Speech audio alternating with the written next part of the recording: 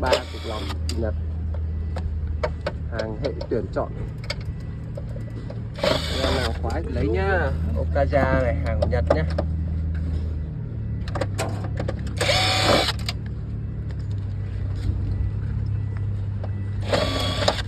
Quá đẹp, Quá chát luôn. mới chát rồi.